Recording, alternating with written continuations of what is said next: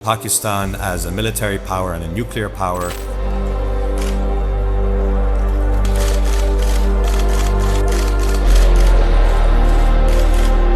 7 अगस्त 2026 मक्का में 3 देश एक साथ आते हैं, पाकिस्तान, तुर्की और सऊदी अरेबिया, और एक ऐसा डिफेंस एग्रीमेंट साइन होता है जिसकी एक लाइन पूरे स्ट्रेटेजिक इक्वेशन को बदलने का पोटेंशियल रखती है। An armed attack on one will be regarded as an attack on all three. अगर इन 3 देशों की मिलिट्री कैपेबिलिटीज अगले 3 से 5 साल में एक दूसरे के साथ इंटीग्रेट होने लगेंगी तो इंडिया के आसपास का स्ट्रेटेजिक एनवायरनमेंट कितना बदल सकता है, क्योंकि पाकिस्तान के पास मिलिट्री एक्सपीरियंस और न्यूक्लियर डिटरेंस ये दोनों हैं, और तुर्की के पास है डिफेंस टेक्नोलॉजी और डिफेंस इंडस्ट्री, और सऊदी अरेबिया के पास है कैपिटल, स्ट्रेटेजिक ज्योग्राफी और रीजनल इन्फ्लुएंस।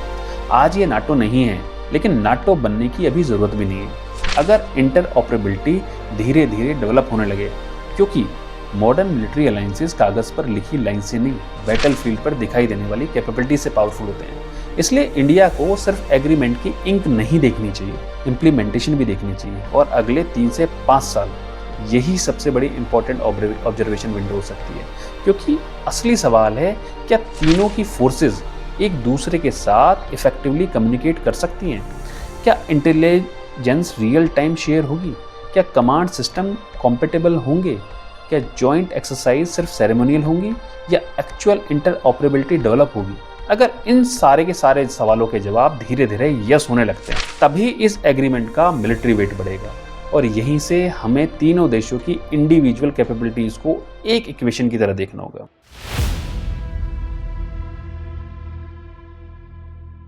सबसे पहले पाकिस्तान देखिए, large military, nuclear deterrence, missile capabilities, India के साथ डिकेड्स का मिलिट्री एक्सपीरियंस, और एक एस्टेब्लिश मिलिट्री स्ट्रक्चर जिसमें नई टेक्नोलॉजीज इंटीग्रेट की जा सकती हैं।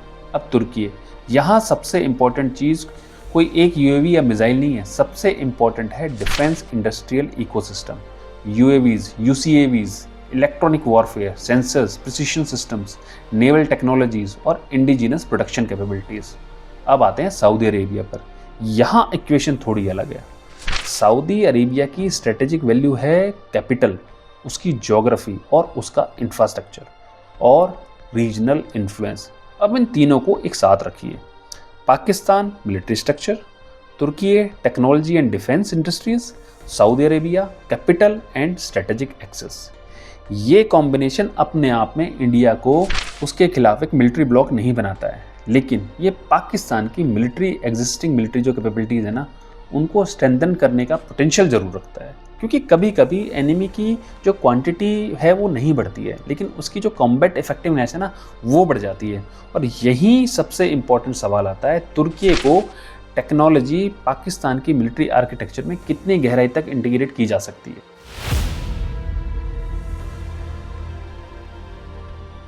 देखिए, इंडिया के लिए कंसर्न सिर्फ ये नहीं होना चाहिए कि पाकिस्तान कौन सा टर्किश वेपन सिस्टम खरीद सकता है, ये बेसिक लेवल की एनालिसिस होगी। असल सवाल है टेक्नोलॉजी किस लेवल तक इंटीग्रेट होती है। मान लीजिए पाकिस्तान को एक एडवांस्ड यूएवी मिलता है।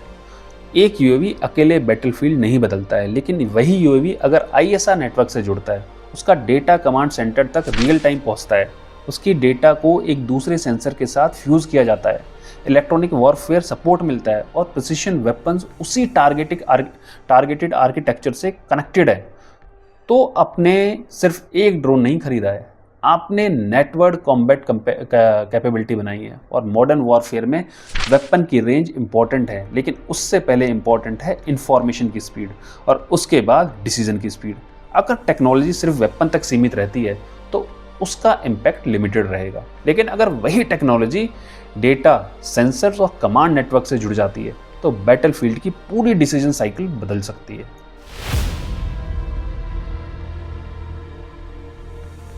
देखिए, किल चेन को सिंपल तरीके से समझिए। Detect, identify, track, target, engage, assess. अब इमेजिन कीजिए, एक यूएवी टारगेट डिटेक्ट करता है, इंफॉर्मेशन कमांड नेटवर्क तक जाती है, वहाँ दूसरी इंटेलिजेंस सोर्स से डेटा फ्यूज होता है, टारगेट आइडेंटिफाई होता है, टारगेटिंग सॉल्यूशन बनता है, और फिर वेपन सिस्टम एंगेज करता है। अब अगर नेटवर्किंग और डेटा फ्यूजन के कारण ये पूरी साइकिल पहले से फास्टर हो जाए तो एनिमी के पास रिएक्शन का समय कम हो जाता है। इसे कहते हैं sensor to shooter time comparison, और यही सबसे इंपॉर्टेंट कंसर्न है। इंडिया को सिर्फ यही नहीं देखना चाहिए पाकिस्तान के पास कितने ड्रोन्स हैं, इंडिया को ये भी देखना चाहिए कि उन ड्रोन से मिलने वाले डेटा को पाकिस्तान कितनी तेज़ी से एक्शन में बदल सकता है। यही डिफरेंस है हार्डवेयर और कॉम्बैट कैपेबिलिटी में।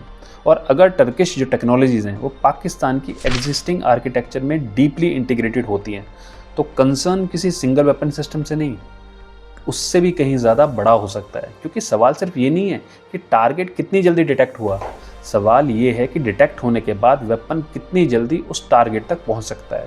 और यहीं से यूएवी और इलेक्ट्रॉनिक वॉरफेयर का कॉम्बिनेशन और ज़्यादा इंपॉर्टेंट हो जाता है।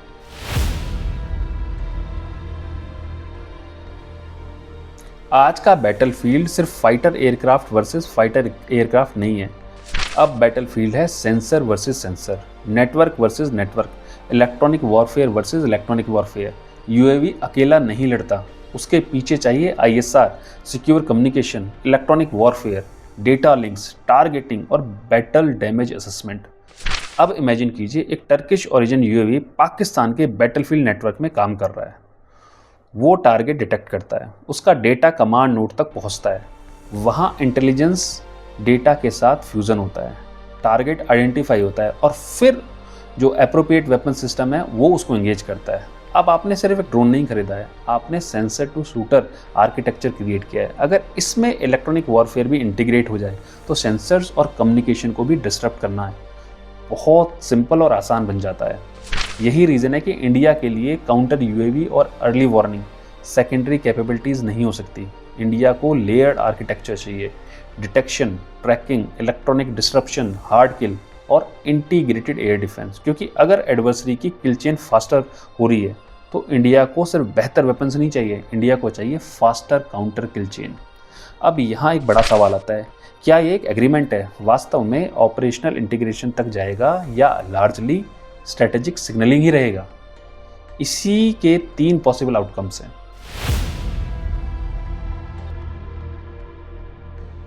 पहली पॉसिबिलिटी, सिंबॉलिक डिफेंस पार्टनरशिप, कुछ मीटिंग्स, कुछ जॉइंट एक्सरसाइज, कुछ इंटेलिजेंस कोऑपरेशन, लेकिन डीप स्टैंडर्डाइजेशन नहीं है, मेजर जॉइंट प्रोडक्शन नहीं है, इंटीग्रेटेड कमांड आर्किटेक्चर नहीं है। अगर ऐसा होता है तो मिलिट्री इम्पैक्ट बहुत ज़्यादा लिमिटेड रहेगा।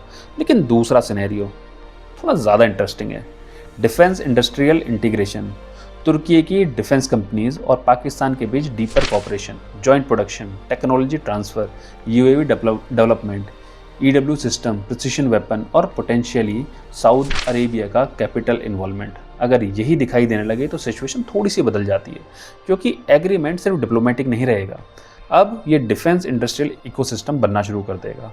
और इंडिया को अब देखना चाहिए कि joint production facilities, technology sharing agreements, को डेवलपमेंट प्रोजेक्ट्स और Saudi funded defence industrial investment. क्योंकि इंडस्ट्री आज बनती है लेकिन उसका मिलिट्री इफेक्ट अगले दशक चलता है। लेकिन डिफेंस इंडस्ट्रियल कोऑपरेशन अभी भी बैटलफील्ड इंटरऑपरेबिलिटी नहीं है।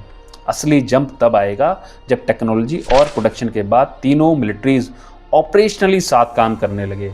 और यही है तीसरा सिनेरियो, ऑपरेशनल मिलिट्री इंटरऑपरेबिलिटी।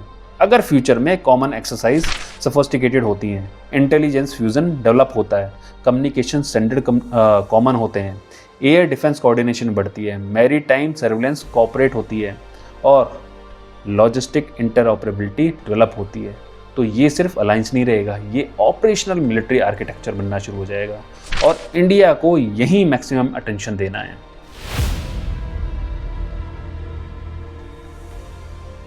यहाँ इंडिया को बहुत मैच्योर डिप्लोमेसी की ज़रूरत है। सऊदी अरेबिया को ऑटोमेटिकली एडवर्सरी मान लेना स्ट्रेटेजिक मिस्टेक होगा। इंडिया के सऊदी अरेबिया के साथ इम्पॉर्टेंट रिलेशंस हैं, energy, trade, investment, Indian diaspora, regional security. इसलिए इंडिया को सऊदी अरेबिया को किसी रिजिड एंटी इंडिया कैंप में पुश नहीं करना चाहिए।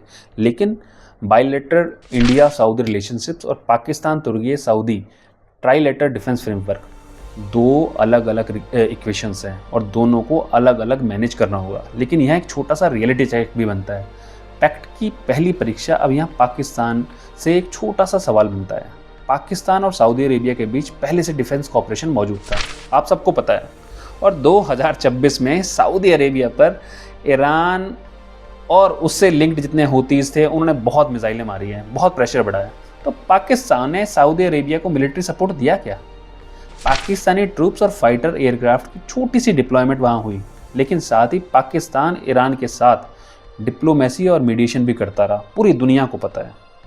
अब इंटरेस्टिंग सवाल ये है कि अगर बायलैटरल डिफेंस अरेंजमेंट पहले से ही मौजूद था 2025 में जो हुआ था, और प्रैक्टिकल टेस्ट जो सिचुएशन उसकी सामने भी आ गई, सऊदी अरेबिया को जब सबसे ज़्यादा पाकिस्तान की ज़रूरत थी, पाकिस्तान क्या कर रहा था? पाकिस्तान ईरान की गोदी में बैठा हुआ था और ईरान से सुलह करवाने की बातें कर रहा था। तो अब सिचुएशन एक नई बनती है, अब नया आता है ट्राइलेटरल एग्रीमेंट। क्या ये इसका कुछ फंडामेंटली इसमें कोई बदलाव आया है? कहीं ऐसा तो नहीं है कि पाकिस्तान एक साथ 3 ऑडियंस को मैसेज दे रहा है, सऊदी अरेबिया को हम आपके साथ हैं, तुर्की को हम स्ट्रेटेजिक पार्टनर्स हैं, और बाकी दुनिया को देखिए पाकिस्तान अकेला नहीं है। यहाँ समझ में आना चाहिए आपको कि डिप्लोमेसी में इसे स्ट्रेटेजिक सिग्नलिंग कहते हैं। लेकिन सीधा सवाल है, एग्रीमेंट साइन करना अपनी जगह है, जब एक्चुअल सिक्योरिटी की बात आती है तो सवाल होता है इसके पीछे ग्राउंड पर आपने कितना काम किया है। क्योंकि एग्रीमेंट साइन करना आसान है, लेकिन क्या आपने साथ दिया? लेकिन कमांड स्ट्रक्चर जो आपने बनाना है, जो रियल टाइम इंटेलिजेंस शेयरिंग करनी है, जॉइंट ऑपरेशनल प्लानिंग करना है और ज़रूरत पड़ने पर एक्चुअल मिलिट्री रिस्पॉन्स देना है, वही असली टेस्ट है। और मैं इस पैक्ट को अभी गेम चेंजर नहीं कहूँगा, इसकी रियल मिलिट्री क्रेडिबिलिटी इम्प्लीमेंटेशन से तय होगी। पाकिस्तान के लिए अब सिर्फ एग्रीमेंट दिखाना काफ़ी नहीं होगा, अब कैपेबिलिटी भी दिखानी होगी, और इंडिया को स्टेटमेंट्स नहीं इम्प्लीमेंटेशंस देखनी होगी।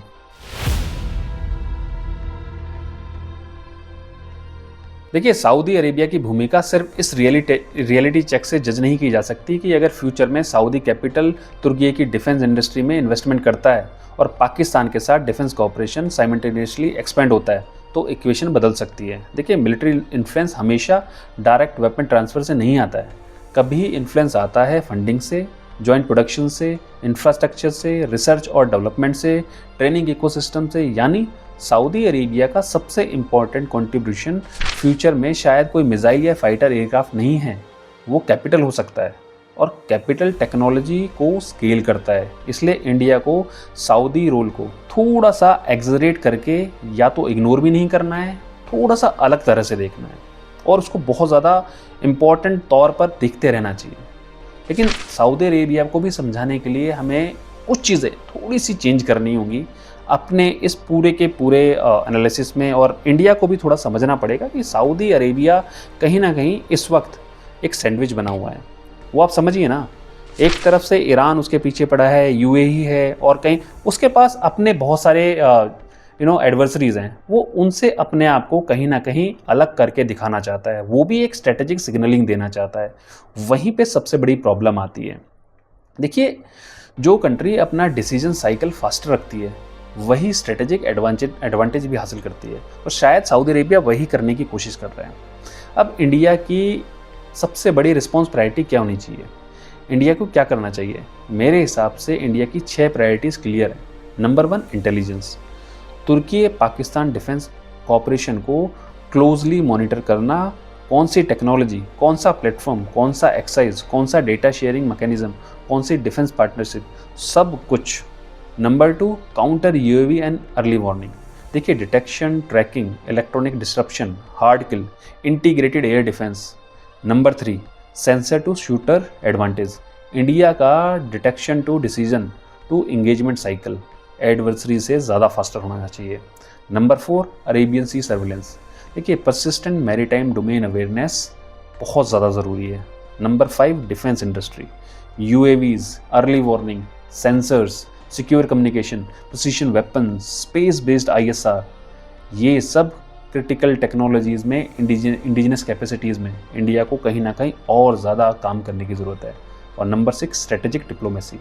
तुर्की और पाकिस्तान के अलाइनमेंट को क्लोजली मॉनिटर करना, लेकिन सऊदी अरेबिया को अननेसेसरली एडवर्सरी कैंप में पुश नहीं करना। यानी मिलिट्री विजिलेंस भी प्लस डिप्लोमेटिक मैच्योरिटी भी, दोनों साथ में। देखिए, अब इंडिया की पोजीशन इस पूरे इक्वेशन में थोड़ी सी अलग है। इंडिया को किसी इमर्जिंग अलाइनमेंट के हिसाब से अपनी स्ट्रेटेजी बदलने की ज़रूरत नहीं है।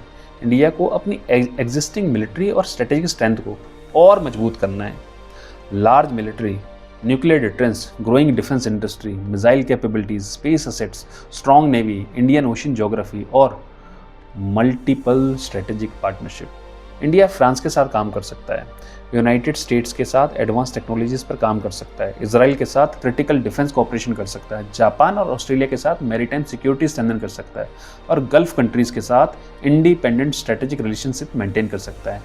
इंडिया को किसी अलायंस के जवाब में एक और अलायंस बनाने की ज़रूरत नहीं है और एक मजबूरी भी नहीं होनी चाहिए। इंडिया की real strength strategic autonomy backed by credible military capability.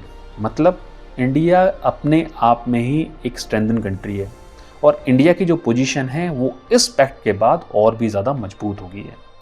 देखिए, मक्का जॉइंट डिफेंस एग्रीमेंट को हमें किस तरह से देखना चाहिए। ये आज नाटो नहीं है, मैं फिर बोलता हूँ, लेकिन क्या ये ऑटोमेटिकली इंडिया के खिलाफ मिलिट्री अलायंस है? मैं ये भी नहीं मानता हूँ। इंडिया इसे इग्नोर कर सकता है? बिल्कुल नहीं करना चाहिए, क्योंकि अलायंस उस दिन पावरफुल नहीं बनते जिस दिन उसकी ट्रीटी साइन होती है। वो पावरफुल तब बनते हैं जब उनकी कैपेबिलिटीज़ इंटीग्रेट होने लगती है। आज तो सिर्फ एग्रीमेंट हुआ है, कल जॉइंट एक्सरसाइज हो सकती है, फिर इंटेलिजेंस शेयरिंग, फिर स्टैंडर्डाइजेशन, फिर टेक्नोलॉजी ट्रांसफ़र, फिर जॉइंट प्रोडक्शन और उसके बाद इंटरऑपरेबिलिटी। अगर ये सीक्वेंस अगले 3 से 5 साल में दिखाई देने लगे तो आज का मक्का एग्रीमेंट एक डिप्लोमेटिक डॉक्यूमेंट से कहीं ज़्यादा बन सकता है, एक ऑपरेशनल सिक्योरिटी आर्किटेक्चर से बहुत ज़्यादा बन सकता है।